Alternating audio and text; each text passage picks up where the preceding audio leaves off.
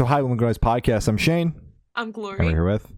Trevor from Heal the Hurt. There are some questions to say about their new self-titled EP. So congrats on that. By the way, how do you feel about the response to it so far?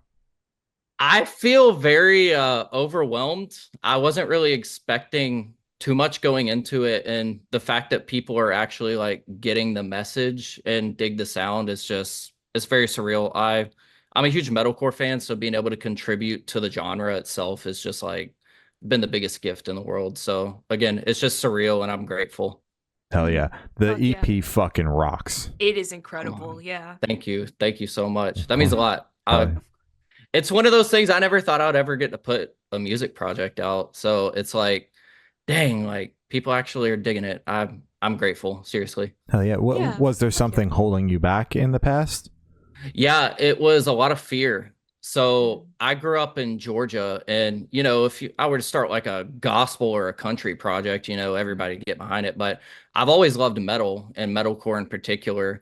And for some reason, up until I guess 2 years ago, it was never on the cards for me. It was always like I had a podcast and I would interview artists, and it's like it's us and there's them, but in reality, it's just all of us. We all have different giftings and stuff that we could put into the world. Mhm. But I never considered the fact that maybe I could be used to make art and make music myself. Gotcha. Hell yeah. Well, I'm Fuck glad yeah. you overcame the fear and now you're doing the damn thing. Yeah, it's like Exactly. we gotta provide a message to help heal the hurt in other people's lives. Because Mhm. bands like Memphis Mayfire, Woe Is Me, August Burns Red, those were all bands that I needed when I was in like middle school and high school, and I was having battles with depression and anxiety that weren't really treated, and I didn't really know what it was at the time, and my family wasn't educated to know like what that is because it's Yeah. still a very relatively new thing to talk about, especially in Georgia. Mhm. So I needed bands like that, and hopefully I can put something out that can capture somebody where they need it as well. Hell yeah. Love that. Fuck yeah. Yeah. So, is there any reason why this is your self-titled EP, and is there any meaning behind the cover art? Yes, and yes. So as a branding like person, I was like, the only thing I really want coming out of people's mouths like repetitively is the band name, because like for a first project, it's like, okay, you want to make a splash, but at the same time, it's like if we were to call it Forgiving the Sickness or anything, it's gonna be like, oh, have you heard Forgiving the Sickness by Heal the Hurt? Mhm. Instead of, have you heard the new Heal the Hurt EP? Who's that? Mhm. Like, oh, like it's just one thing on their mind, hopefully for the first year. Mm-hmm. Yeah. So that was the intentionality behind it. And then the band name is really a mission statement. I think I said it a little bit ago. It's like I want to provide something to help heal the hurt in other people's lives, Mhm. just as the metalcore genre has for me. Mhm. So the cover art is a bird with an arrow shot through his heart, and there's like burn marks, and it looks like he's been through the ringer, dude. And that's literally imagery for what I went through. Mhm. The arrow through the heart was all the fear and anxiety that held me back. The bird is still like has its wings out. He's still flying, so wounded birds can still fly. That kill shot didn't kill me. Yeah. I never really struggled with like self-harm intentionally. But in September of 2022, I was at Blue Ridge Rock Fest, and we had just done this event called Choose to Live with Heart Support, and it had like all these big names on it, and it Mhm. was the most stressful thing I've ever done in my life. So I was doing an event that we built with Heart Support, Choose to Live, telling people to choose to live and giving them a positive message, but I wasn't Mhm. taking care of myself. So I was there with Taylor Palmby of Heart Support and Dave King, and they're like, dude, you don't look good. Like, I weighed 105 pounds at that time. I couldn't hold food or water down. And as Wow. you know, at a festival that's hot in Yeah. Blue Ridge, Mhm. um, it was a not a good time for me. So 2 days Mhm. after that, like, Choose to Live did its thing, and I was super grateful, but I ended up in the ER from just severe burnout and exhaustion. Wow. Wow. And I think a little bit of that was, you're having all these bands and people around you. And I think my body and maybe even my mind, soul, whatever, was kind of just knocking like, hey, something's wrong. Like, you're not doing Mhm. something. Mhm. So I had to go through a bunch of really intense therapy and found a reassurance in my faith. And I didn't I didn't want to harm myself, but I didn't want to be here anymore, if that makes sense. Mhm. Yeah. So like I went through therapy and a lot of really intense stuff. And I came out on the other side of it like with this renewed perspective, and whatever fear had just got broken off through that whole thing. It's like I saw the look in my mom's face and the people in my life, and I saw how hurt they were because I wasn't taking care of myself and I allowed myself to get in that dark place. Mhm. So the name Heal the Hurt just kind of kept coming in my brain. And I was like, I don't want it to sound like too Christ core or anything, like I don't want it to be cheesy, but this is literally what I feel like my message is. Like I want to provide something to help heal the hurt in people's lives. So Mhm. the cover art being that bird with an arrow through his heart was like, wounded birds can still fly. Like if you're Mhm. not dead yet, like you can recover. Sometimes you just need to rip that thing out and just Mhm. figure it out as you go. So like now performing and stuff, I was once told by a psychiatrist that I'd never be able to do that because of my panic Wow. attacks and anxiety that I was experiencing. And Mhm. now it's like, okay, so you get 45 minutes to do what you do best. Like Mhm. this is what you practice for. So like I try to tell myself, and this is complete rabbit trail ADD or whatever. Okay. Um, all you need to focus on is that nugget of time you get on that stage. Don't worry Mhm. about the airport. Don't worry about what you're gonna eat or the travel. Like you'll figure that out. Like a lot of it's pre-booked, like Mhm. all that good stuff. So like this whole project has been almost I would say, or even my doctor said, I think metal music might have saved your life because all that stress Yeah. coming off of your body, Mhm. it's just been really good. So like not only do I hope this helps other people, but even if it didn't connect, like it's helped me so much, I can't stop. So we're already working on the next batch of songs, and it's like, and I love what Beartooth just did with like getting happier because Caleb's getting happier and the sound Yeah. got lighter. Like seeing his progress was really inspiring. Mhm. I'm kind of taking a different approach. The heavier it gets, the happier I am. So like Huh.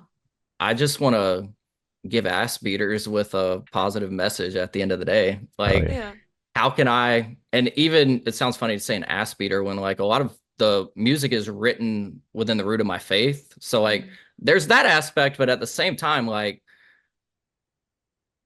I want to press into this heavy thing. Like, why are there only one breakdown in all the metal songs? Who wrote the book on that? Let's have three. Like, that's Yeah. kind of where my head is. I'm like, I literally want beater tracks, not like Kublai Khan knocked loose all the way. Like, Yeah. I love a good Nickelback chorus, like you hear in Mhm. our song Withering. So we put that out first for reasons like they're going to Radio Rock. Nah, dog, I've been writing choruses with Chad Kroger's voice in my head since day one. So let's keep Yeah. doing that too. But we want to do Yeah. beaters. And Hell that yeah. was a lot. So yeah. Love it. Wonderful. I hope one day to hear you make deathcore. That'd be fucking great. It's we explored with the hardcore thing with our song Ruin. Mhm. And that was kind of controversial because that's the one Revolver picked up. And I'm Mhm. like, well, we didn't send it to him. I don't know anybody over there. Yeah. But the thing that they said was this is so adorably low budget and the song's just a ripper. And it's like, okay, that's cool. But It's that like a half-ass song, compliment. Crazy. yeah, it's like, all right, like I'll take it. Yeah. Like, I was having a good time just going to town under a bridge. We shot it Yeah. in 2 hours compared to like a 12-hour video like Withering. Mhm. Yeah. That song almost didn't have a music video until like 7 days before we shot it, and Wow. it was edited in 4 days. It all came together last minute, and hey, give me a half-ass compliment. I'm fine with it. That's cool. Yeah. Yes, I was yes. having a good time. We got a spot that we wouldn't have gotten without it, so let's go. There you go. Damn right. Hell yeah. Yeah. So can you tell us a little bit about your writing process for the EP? Yeah, so a lot of fans get the track and then they write all their lyrics. I'm kind of the complete opposite. I Most of all of our songs pretty much are written lyrically before I get the track because I want to work with our producer to dial the sound in the way I want it. So like for example, SOS, the intro, Suffocating on Sorrow, was the last song that we made for the EP. And I knew what vibe I wanted. I wanted the eerie, like heavy, but Mhm. also melodic piece to kind of give an immersive experience for the listener that's going to listen hopefully through the whole thing to like, this is me at rock bottom. This is how I felt. It was very eerie, uncomfortable, and brutal of a time for me. Mm. And like the thunder into the pianos and then into like hurt and then was all very intentional to like, I want you to feel like you were in that hell with me. Mhm. It was not a good time. And the song is my favorite on the whole project. And that was literally the last thing. I was like, what if I like how Amity Affliction can write lyrics like you can drag the lake, but you won't find me here. And it's like, Mm. you do realize like dragging the lake is what they refer to when they're looking for dead bodies at the bottom of a body of water. Like, Yeah. yeah, all of our songs aren't going to be the happiest stuff in the world, but I'm not trying to make music for that. There's this the scripture that says joyful noise to the brokenhearted is like pouring salt into a wound. And I'm like, I'm not sitting here trying to pour salt in people's wounds. Like Mm. when I'm struggling with depression or panic attacks, I don't want to hear a happy song. Mhm. Like Mhm. I want to hear the opposite. I want to hear something that's going to take my mind off of it and help me heal because Mhm. heavy music is a very healing thing for me personally. Mhm. So, um, in the writing process, I like to collaborate a lot. So, pretty much this whole EP I co-wrote with Mike Felker of the band Convictions. Gotcha. We just And chatted with him. Literally, yeah, yeah. yeah. So like he he was the second person I called when I wanted to start this because I had him on my podcast and we didn't know each other other than that. But I was like, this dude's really good at what he does, and I'm very new to it. So he's kind of like, I would consider him like our executive producer because not only did he help write everything, but he helped me like dial in. Like I knew how to scream and stuff, but I couldn't properly do gutturals. And when it comes to live performing, it's Mhm. totally different than just being in your car or being in the studio. So Yeah. he helped me dial that in. And so collaborating with him mostly lyrically and then like learning cadences and stuff, he's taught me so much. Like Mhm. he is in Heal the Hurt with me. He's like our unofficial bandmate. And then Josh Sturm, who is the Flyleaf vocalist's husband, Mhm. he was the first call I made because I was like, I want to start a band and I need somebody to be in it with me that actually gets it. And he's like, Yeah. yeah, I'll do it. But Flyleaf reunion, new Lacey record, 3 kids, bunch of stuff. I think I just needed his cosign to like, oh yeah, you can do that. Like you're really good Mhm. at it. Do that. So from there, I started working with Mike, worked with Nick Gregory of a band called his Firefalls on the first few tracks, and then started working with Patrick Shakut, who is the guitar player for Convictions. So like I like to collaborate with people Mhm. and see what we can dial in. Like our song Withering only has me singing in it because I was recording it at Lacey and Josh's house, and she heard me recording a demo to send to Alec, our clean vocalist bass player. And she's like, no, you can do it, but you're trying to sing up here. You need to sing down here. And I'm like, Mhm. I'm not a singer. She's like, shut up and do it. And I'm looking around and it's like Flyleaf 500,000 like whatever You're sold. like, And I'm like, all maybe I right, should listen. maybe I should listen to her. Maybe. Like, Yeah, maybe. and there's video of it, and I, that's kind of a sacred thing. So like, I haven't like posted it or anything. And it's so funny because she's like, I do this, Ben Burnley does this, the singer for Seether. Like, you're trying to sing up here. Everybody does. It's your adrenaline and you're nervous. You need to sing down here.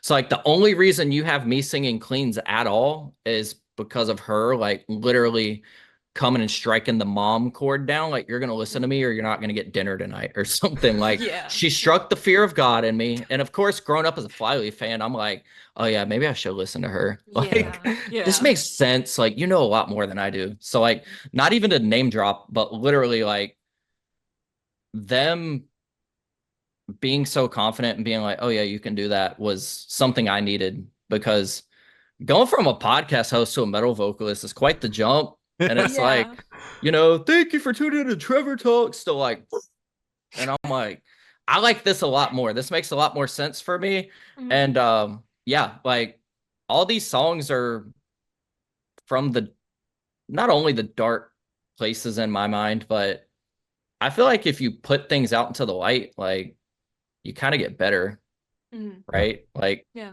you have accountability. So Mhm. I want to take the dark pieces, and I mentioned withering a lot because it's literally like, oh, you're really good at acting. It's like I wasn't acting. I didn't have Klonopin that day and I was having panic attacks all day. So the emotion you see was very real. I ended up going to an urgent care after we recorded that because I Oh. was like, I'm screwed up. So like this hasn't been the easiest transition for me. And I don't say that for all like, no, like I'm a human being. I'm just like y'all. Like one thing that I really like about your show is you actually enjoy what you're doing. Mhm. And I actually enjoy making music. Yeah. It wasn't the easiest thing in the world, but it's starting to get better. And I'm like, okay, yeah, we can play some shows and stuff. Like Mhm. this will be fun, you know? You just kind of have to figure it out. So there have been those resources like heart support that were there for me when I needed it. And now it's like, okay, how can I use this as a tool to do hopefully the same thing for other people? So it's Yeah. literally a big therapy session for me. Yeah. Yeah, like maybe too vulnerable, maybe not. I really don't care. I'm like I said, the whole writing process and recording has been so healing for me that whether people like it or not, you're gonna get more. So Hell yeah. Damn right. Love it. Yeah, as it should be. So, what song off this EP took longest to write? such a good question. Thank you. The quickest was SOS for sure because it's literally like off the riff. Like Mhm. that was the quickest for sure. When it comes to the longest to write, I would probably say Forgiving the Sickness because it started off as a diss track. Um, and then it turned into like me focusing inward and realizing I was a lot of the problem, but then it turned into there was someone in my life that I loved so much that had something very traumatic happen and they started doing things to the people that they loved the most Mhm. that was out of character for them. And you have to realize that they're sick and the hate they're spewing was not them all the way there. So like Mhm. with that being said, like it started off as a song called Hollow Bones, which was about my tenure in the with a specific artist in the Christian music world. Um, and then turned into like, oh, maybe I was part of that. And then turned into someone that I love so much. I was just like, I hate seeing you go through this, but at some point you're going to hit rock bottom and you're going to have to like acknowledge that you're doing this. Like, so speak the truth through your bloodstained teeth was them finally hitting rock bottom Mhm. and being able to have a really honest and hard conversation with them Mhm. and they're better now. That's good. And it's like, yeah, like you're gonna have to have hard conversations with people you love. And where hearts divide is about like being in a hard friendship or relationship that's super toxic to you. And sometimes the best thing you can do is like just let it go. Like sometimes there's people that aren't going to listen no matter what you say. So Mhm. you can't really reconcile everything. Sometimes your silence and cutting it off is reconciling it in the best way you can do for yourself and them. Mhm. Yeah. Um, you never know if you're the last person that it's going to take, like cutting them off for them to actually start to take account for the things that they're doing in their life. So, Mhm. yeah, Forgiving the Sickness and then Where Hearts Divide had a different meaning at the beginning. So those two songs changed like three times. So that probably took like 4 months from start to finish on those. Gotcha. Wow. Hell yeah. Great. So where was your headspace at while you're writing this EP? I feel like we've been dabbling around it, but Yeah. just asking Mhm. the question dead on. Yeah. Healing because I was coming out of that dark season and I Mhm. was also relying a little too much on like the Delta 8, 9, 10, 11, whatever products. Mhm. Mhm. So like I was kind of using that as a crutch and through the whole process of it, like I was able to not have to use it anymore. And Mhm. so it was a very dark time. Like I don't want to sugarcoat it or make it sound like, oh yeah, it's the greatest process of my life. It was very healing, Mhm. Mhm. but we recorded a documentary which we haven't released or even announced yet Fuck yeah. around the whole thing, Mhm. but a lot of it is had to get taken out because it's just me crying in the studio. Like it was a lot. Yeah. Mhm. But like I said, like digging through all that garbage to find like the diamond in the rough. Like at first I was like, man, am I going to be embarrassed after this comes out? Like something that I hid for 10 years was my struggle with panic disorder. And now I made a music video that's literally about it. Like point Yeah. blank, everything, puking, opening a refrigerator that's empty is me like struggling with like pretty much starving myself. Mhm. Just not being able to take care of myself. Um, it was a very dark spot, but I found a lot of healing through it. So I can happily like revisit the songs, and singing and talking about them doesn't bother me anymore. It's like I hope other people can gravitate towards it. And of course, you've got your haters online that are like, Mm-hmm. for our Ruin video, this isn't a metal video. And I was like, yeah, like number one, budget, and number two, I just kind of saw what MGK did with his Rap Devil video, his Eminem diss, and I was like, what if you did that but as a metal Yeah, video for like like the heaviest song without a band, because it's so much cheaper, and this song's not going to get a video unless we're innovative. So I was like, I've always liked Eminem's Rap Devil video and Logic's video that he did with Squints and Chris D'Elia. I think it was Homicide. It's just him walking around like just doing that. And I was like, all right, I'll do a hip hop video. Sounds good to me. way cooler Check. to do that than your stereotypical Rain in the Warehouse I was gonna say The metalcore Warehouse. music video with the Yeah. Light synchronized headbanging, which Yeah. is badass, by the way. I would love I that love it. era to come back, but it is way overdone.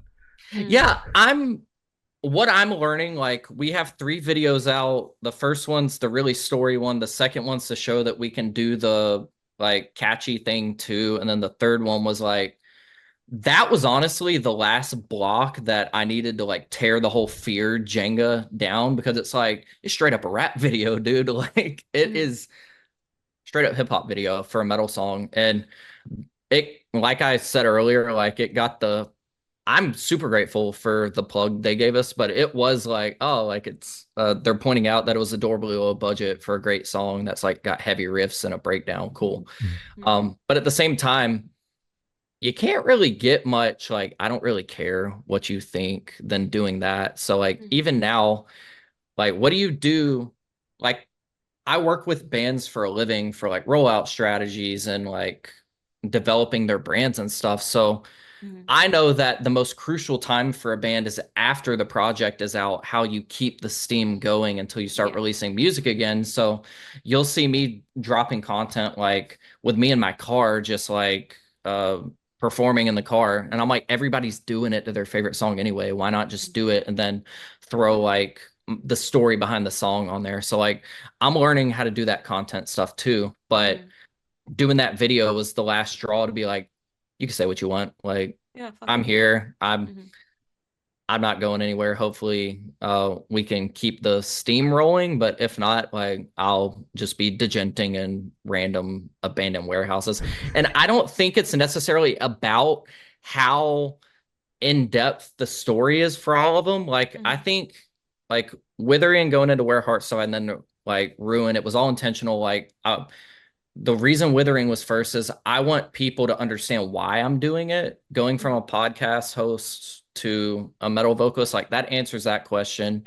Where Hearts Divide's a little more accessible, if you want to say that word, and then Ruin is not. So it's like boom, boom, boom. We check those boxes. And with the Revolver thing, like we didn't get those plugs from the other ones. I think the steam of like building a small audience helped get it there, but moving forward, I'm like, okay, I don't think it's about how intricate and expensive the video is. I think people just want to be able to see and feel the emotion that you're pulling in the video. Absolutely. Like in your interview with the singer for Alpha Wolf, he's like, I don't really write songs with meaning. I just like writing like ass beaters. And I'm like, I get that, but like, and like it was a great interview, by the way. And then your interview with Garrett from Silent Planet was completely different. And it's like that one every day. bangers. I write the song first and then we piece it into the track as it goes. So like lyrics will change and stuff, but overall, like I've got the whole thing structured and I have the emotion that I'll then be like, I'll make like a Spotify playlist of like 6 references and then like a one sheet, if you will, of the vibe, how I want people to feel. And I'll do like, you can't use the R word. I'll make these interesting little voice memos and I'll send those too. And yeah, like the writing process for our songs are very different, but they all start in the same place and it's hurt, but how do you heal through it? They're not all going to be happy, but sometimes you got to go through a lot of really hard things before you can find that happiness. And our song Alone, if I were happy, would I be me? if I were to look in the mirror and I'm not depressed, is that possible? Like, is it just the way I was born?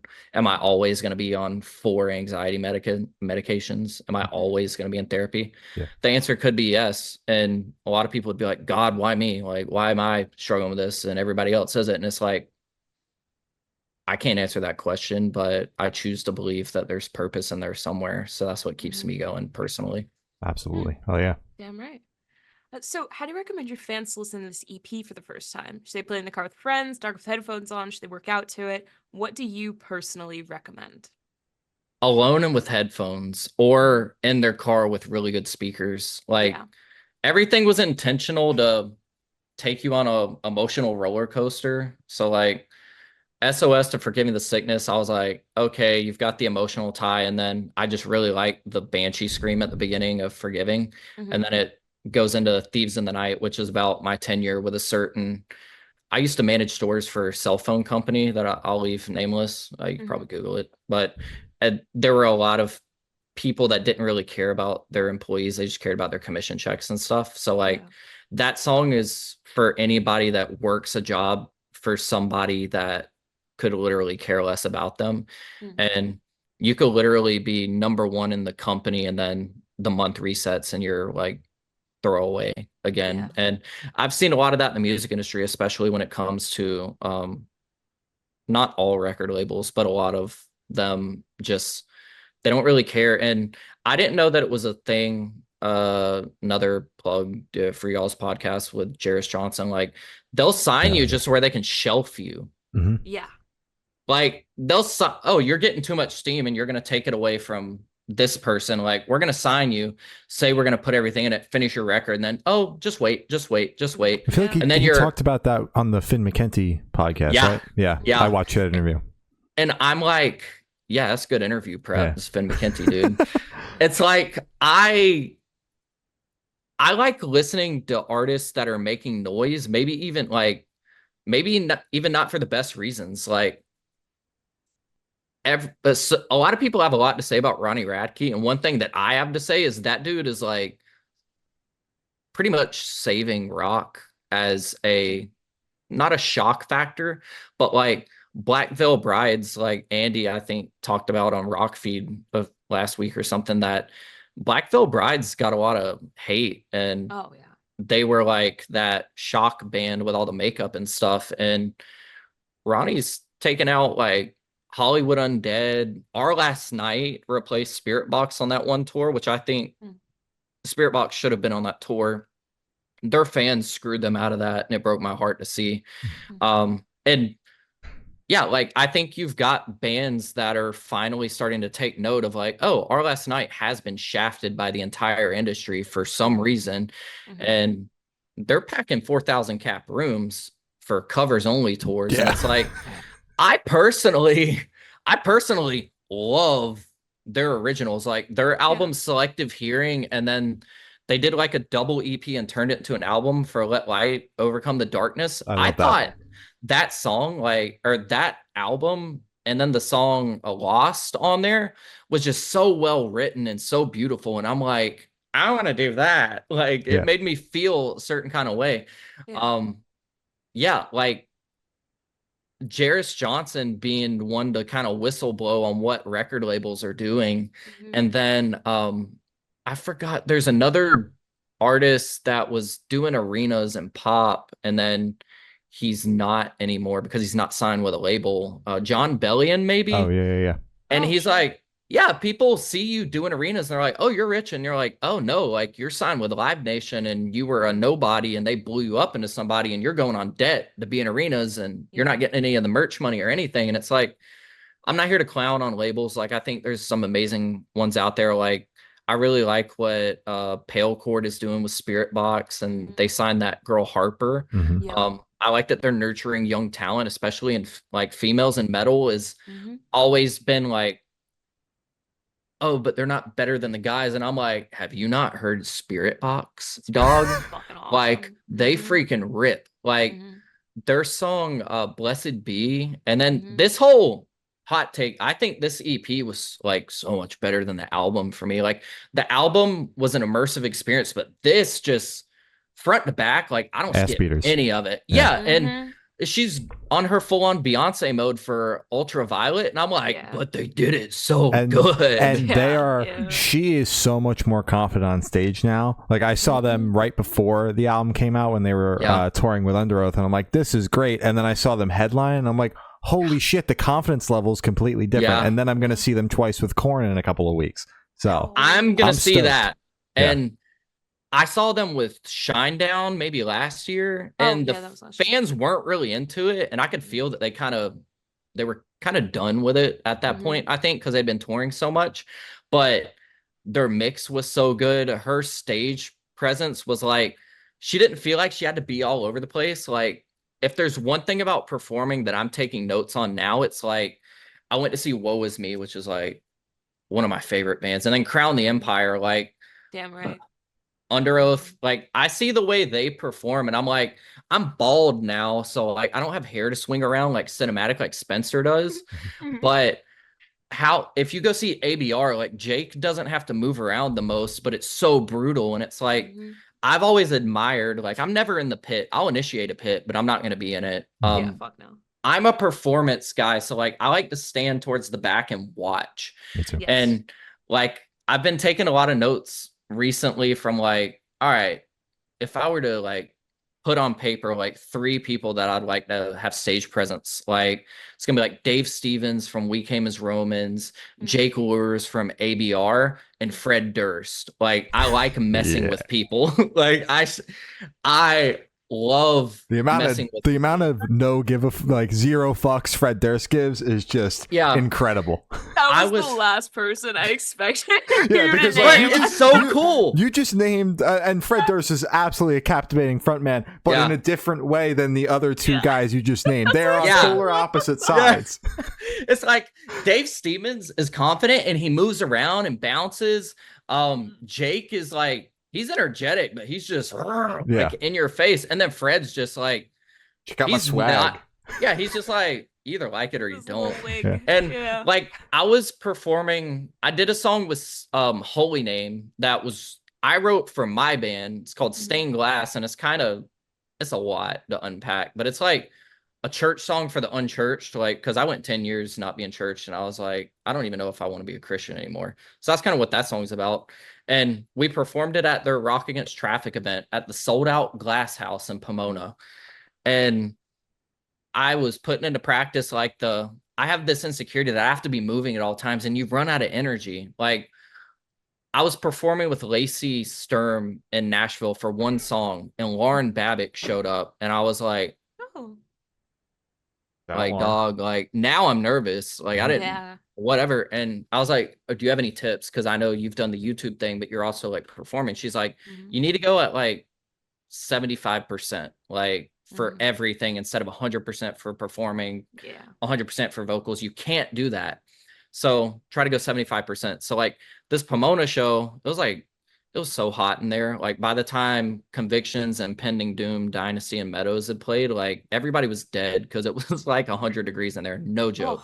Oh my God. And it was 800 tickets sold, and then like probably 150 people on the guest list. It was nuts. That's wild. Oh my God. And I'm looking out like Sleeping Giant, which is where Holy Name was kind of birthed out of Tommy's head from leaving the Sleeping Giant thing.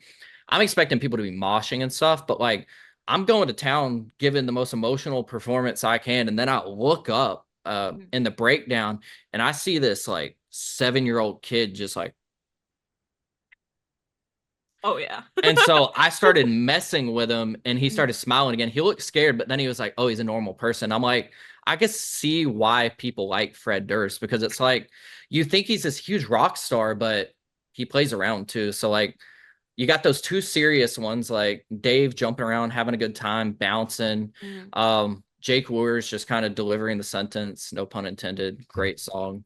And then you got Fred's just like, what up? I'm a cowboy today. Yeah. You know? Exactly. Why the fuck Like, not? When I just saw them in Jersey, the amphitheater they played has this weird, like, instead of having a pit, just has this U shape of empty space in the stage. He took like 10 minutes from the set. He's like, I don't like this empty space. I want to do something with it, and brought up every kid that could walk up to the stage, and they just sat they were the frontest of front row for Limp That's Bizkit. crazy. I was wishing I Yeah. was 12 in that moment because Dude, to you could've stand said next you to were Fred 12. Durst, You come on. could have been like, I bro, can't I'm pass as one now though.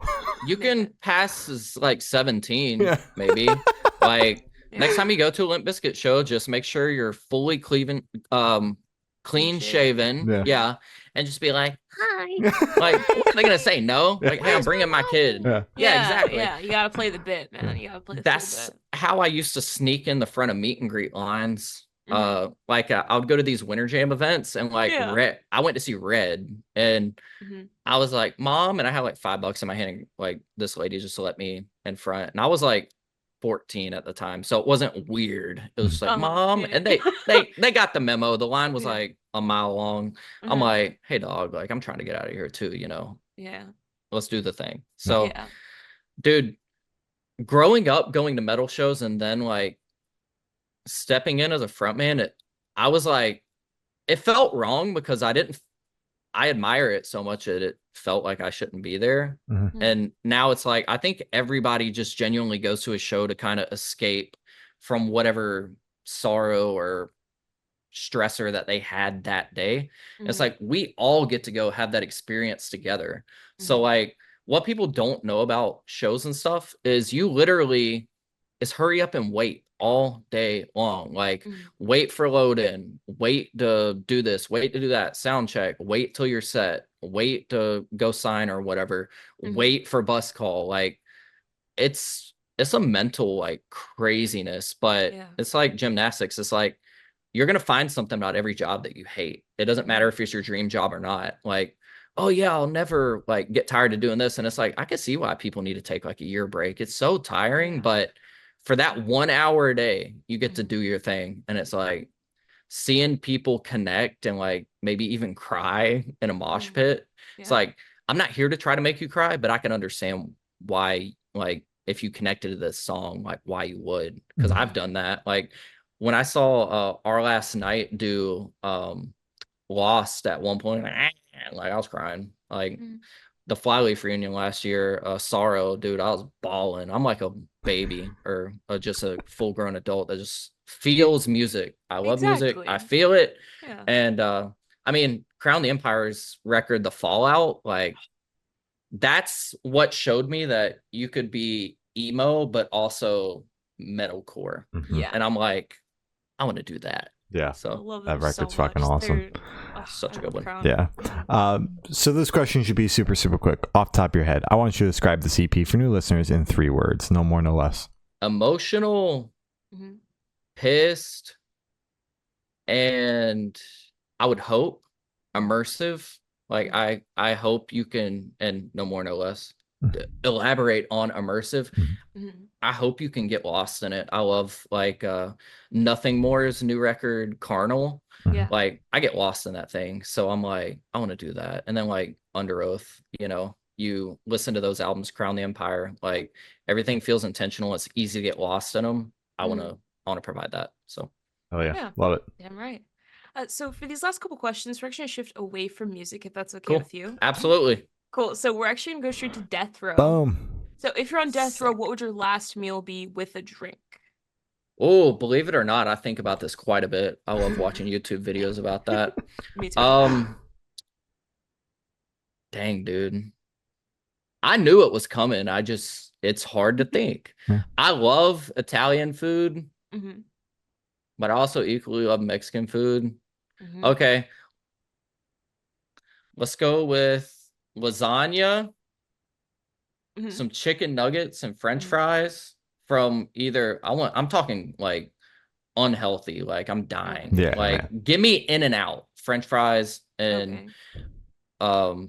chicken nuggets and then like lasagna from a just great Italian spot. Mhm. And to drink either Milo sweet tea or the Ghost blue raspberry sour patch drinks. Damn right. Yeah. Because those are just so good. So yeah, that would be my death row wish. No Mexican food is crazy. You just hyped it up and then just went, yeah, I'm just chicken nuggets. Which I is mean, chill. I fuck with chicken nuggets. Dude, I'm the one that's still like everybody's ordering like adult things like a chicken sandwich. I'm like, dog, where them nuggets at? They're crunchy. Where Can the I get off the tendies, kids man? menu? Yeah, like Yeah, and it's probably cheaper that way. I'm always getting some. There are some days that I'm like, I'd rather have Chick-fil-A nuggets than a filet. Yeah. Like, Yeah. is sure. what it is. Hell yeah. How it goes. So if you could live in one fiction world for a week, where would you live? Narnia. Yeah. Yeah, It that's just solid. it seems very stress-free, and Well, aside from the war. I mean, I'm talking about like maybe with the Beavers or Mr. Tumnus or something. Like, give me some tea. Like, we can write some crap. Like, oh, you don't know what depression is? Let me give you a whiff of my mind. Yeah. True. Yeah. And then, like, yeah, I don't know about all that war. Maybe I can make some war songs for them. That could be cool. So That'd be badass. I'm down. Hell yeah. Yeah. Fuck yeah. So I have the honor of asking the last question. Every single person we've spoken to has actually said it is the most important question. What is your favorite color? I knew it was coming, and I know I can't say black, so I'm gonna half parody say sexy red. Oh, okay. to where everyone knows that yes, I know who she is, but also I love the color red. It's two birds, one stone. No, on a serious level, navy blue, like really dark navy blue is my thing. I just wanted to make a sexy red reference where people are like, did this dude just say sexy red? And I'm like, yep. Me personally, I hate sexy red, but I respect the reference. Yeah. She's look, Fred Durst, like she's doing her thing, and I'm like, it's not like it's something. I respect the level of don't give a crap. Yeah. Yeah, like she's doing her thing, dog. Theo Vaughn's interview was great. That was I love so Theo side. Vaughn. Yeah, Theo Vaughn's so much. Yeah. His interview with Trump was very cordial, and I was like, is he going to talk about like his cousin's principal, a beaver, like, or maybe like a raccoon or something? Like, you didn't get any of that. I was like, dang, dude. Damn, so he didn't even like spice it up or anything? You didn't like ask about like his second cousin's like girlfriend's nephew? No, like it was very like, I mean, I'd be kind of scared, but like I'd interview. No, I wouldn't. I got offered a former vice president interview at one point, and I was like, no, I'm good. Yeah, I'm good. I don't blame you. I want to have all the metalcore artists like but no, I'm good. No politics for me, please. Yeah, I don't blame you. So as Glory said, that's all the questions I have today. Is there anything that you would like to plug?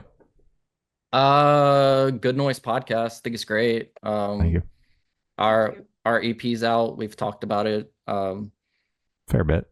If there's one thing I'd love for people to walk away with, it's knowing that if you're going through something like really hard, maybe traumatic, and you just feel like there's not a way out of it, there is. And I hope our songs can be something like I needed when I was in like preteen, even later in my life, and still to this day. Like nothing can soothe my soul like a good message in a metalcore banger. So if you're struggling, like Heart Support, Death to Life, there's a lot of really cool and free resources out there. So plug that. All right. Well, thank you, It's been Trevor from Heal the Hurt, and we have been the Good Noise Podcast.